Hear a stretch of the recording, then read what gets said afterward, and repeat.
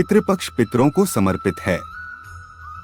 इस दौरान पितरों की आत्मा की शांति के लिए श्राद्ध किया जाता है। पंचांग के अनुसार पितृपक्ष की शुरुआत भाद्रपद माह की पूर्णिमा तिथि से होती है। नमस्कार दोस्तों, सुनो सिर्फ इसको चैनल पर आप सभी का स्वागत है। आगे बढ़ने से पहले अगर आप मेरे चैनल पर नए हो तो चैनल को सब्सक्राइब कर ले ताकि ऐसी और लेटेस्ट जानकारी आपको सबसे पहले मिले।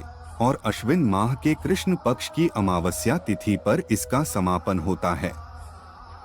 पितृपक्ष यानी श्राद्ध का हिंदू धर्म में विशेष महत्व होता है। पितृपक्ष के दौरान पूर्वजों को श्रद्धा पूर्वक याद करके उनका श्राद्ध कर्म किया जाता है। पितृपक्ष में पितरों को तर्पण देने और श्राद्ध कर्म करने से उनको मोक्ष की प्राप्ति होती है। इस दौरान न केवल पितरों की मुक्ति के लिए श्राद्ध किया जाता है, बल्कि उनके प्रति अपना सम्मान प्रकट करने के लिए भी किया जाता है।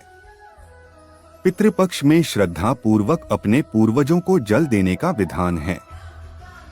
पितृपक्ष की शुरुआत इस साल 29 सितंबर 2023 से हो रही है और इसका समापन 14 अक्टूबर को होगा। पितृपक्ष के दौरान पूर्वजों को श्रद्धा पूर्वक याद करके उनका श्राद्ध कर्म किया जाता है।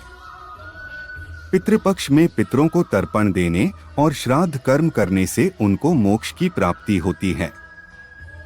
इस दौरान न केवल पितरों की मुक्ति के लिए श्राद्ध किया जाता है, बल्कि उनके प्रति अपना सम्मान प्रकट करने के लिए भी किया जाता है। श्राद्ध का अर्थ श्रद्धा पूर्वक अपने पितरों को प्रसन्न करने से है। सनातन मान्यता के अनुसार जो परिजन अपना देह त्याग कर चले गए हैं, उनकी आत्मा की तृप्ति के लिए सच्ची श्रद्धा के साथ जो तर्पण किया जाता है, उसे श्राद्ध कहा जाता है। ऐसी मान्यता है कि मृत्यु के देवता यमराज श्राद्ध पक्ष में जीव को मुक्त कर देते हैं ताकि वे स्वजनों के यहाँ जाकर तर्पण ग्रहण कर सकें। जिस किसी के परिजन, चाहे वह विवाहित हो या अविवाहित हो, बच्चा हो या बुजुर्ग, स्त्री हो या पुरुष, उनकी मृत्यु हो चुकी है, उन्हें पितर कहा जाता है। पितृपक्ष में मृत्युलोक से पितर पृथ्वी पर आते हैं और अपने परिवार के लोगों को आशीर्वाद देते हैं। पितृपक्ष में पितरों की आत्मा की शांति के लिए उनको तर्पण किया जाता है। पितरों के प्रसन्न होने पर घर पर सुख शांति आती है। पितृपक्ष में हर साल पितरों के निमित्त पिंडदान, तर्पण और हवन आदि किया जाता है। सभी लोग अपने अपने पूर्वजों की मृत्यु तिथि के अनुसार उनका श्राद्ध करते हैं। माना जाता है कि जो लोग पितृपक्ष में पितरों का तर्पण नहीं करते, उन्हें पितृदोष लगता है। श्राद्ध करने से उनकी आत्मा को तृप्ति और शांति मिलती है। वे आप पर प्रसन्न होकर पूरे परिवार को आशीर्वाद देते हैं। हर साल लोग अपने पितरों की आत्मा की शांति के लिए गया जाकर पिंडदान करते हैं। पितृपक्ष में मृत व्यक्ति की जो तिथि होती है, उसी दिन श्राद्ध किया जाता है। श्राद्ध केवल पिता ही नहीं, बल्कि अपने पूर्वजों का भी किया जाता है। जब कोई आपका अपना शरीर छोड़कर चला जाता है, तब उसके सारे क्रियाकर्म करना जरूरी होता है, क्योंकि ये क्रियाकर्म ही उक्त आत्मा को आत्मिक बल देते हैं और वह इससे संतुष्ट होती है। प्रत्येक आत्मा को भोजन, पानी और मन की शांति की जरूरत होती है और उसकी यह पूर्ति सिर्फ उसके परिजन ही कर सकते हैं। परिजनों से ही वह आशा करती है। श्राद्ध में पितरों को आशा रहती है कि हमारे पुत्र पौत्रादि हमें पिंडदान तथा तिलांजलि प्रदान कर संतुष्ट करेंगे। इसी आशा के साथ वे पितृलोक से पृथ्वी लोक पर आते हैं। यही कारण है कि हिंदू धर्म शास्त्रों में प्रत्येक हिंदू गृहस्थ को पितृपक्ष में श्राद्ध अवश्य रूप से करने के लिए कहा गया है। अन्य कई कार्य भी श्रद्धापूर्वक किए जाते हैं, लेकिन यहाँ श्राद्ध का तात्पर्य पितृपक्ष अश्विन कृष्ण पक्ष प्रतिपदा से अमावस्या तक में पितरों के निमित्त किए जाने वाले तर्पण और पिंडदान से है। श्राद्ध, पिंडदान और तर्पण का अर्थ: पितृपक्ष में घर परिवार के मृत पूर्वजों को श्रद्धा से याद किया जाता है, इसे ही श्राद्ध कहा जाता है।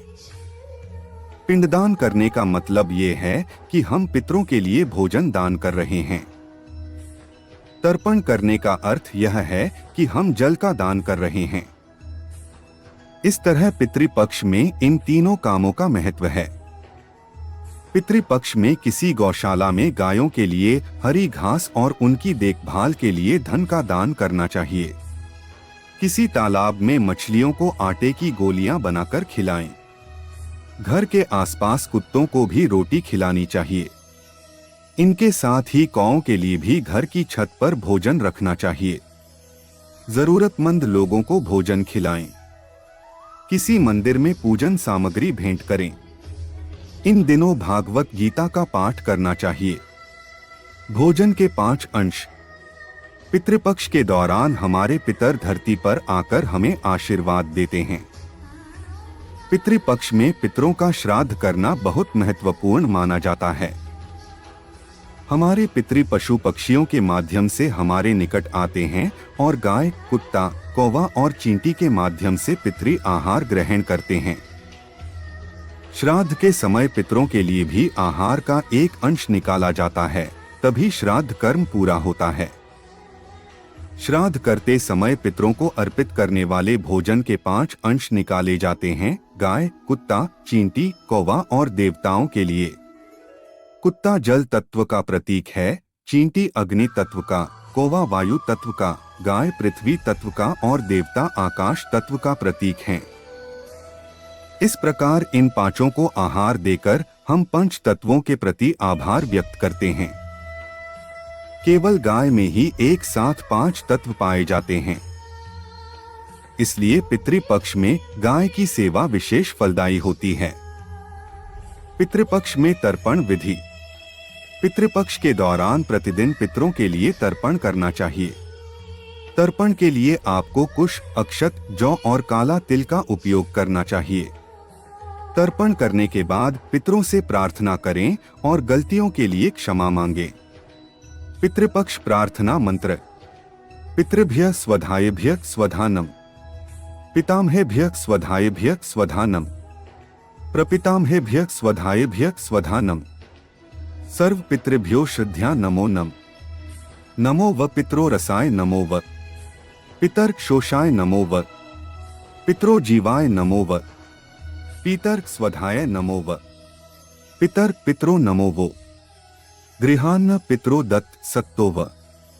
भविष्यवक्ता एवं कुंडली विश्लेषक डॉ अनीश व्यास बता रहे हैं कब है कौन सा श्राद्ध। श्राद्ध की तिथियां: 29 सितंबर पूर्णिमा श्राद्ध, 30 सितंबर प्रतिपदा श्राद्ध द्वितीया श्राद्ध, 1 अक्टूबर तृतीया श्राद्ध, 2 अक्टूबर चतुर्थी श्राद्ध, 3 अक्टूबर पंचमी श्राद्ध, 4 अक्टूबर षष्ठी श्राद्ध, 5 अक्टूबर सप्तमी श्राद्ध, 6 अक्टूबर अष्टमी श्राद्ध, 7 अक्टूबर नवमी श्राद्ध, 8 अक्टूबर दशमी श्राद्ध, 9 अक्टूबर एकादशी श्राद्ध, 11 अक्टूबर द्वादशी श्राद्ध, 12 अक्टूबर त्रयोदशी श्राद्ध, 13 अक्टूबर चतुर्दशी श्राद्ध, 14 अक्टूबर सर्वपितृ अमावस्या।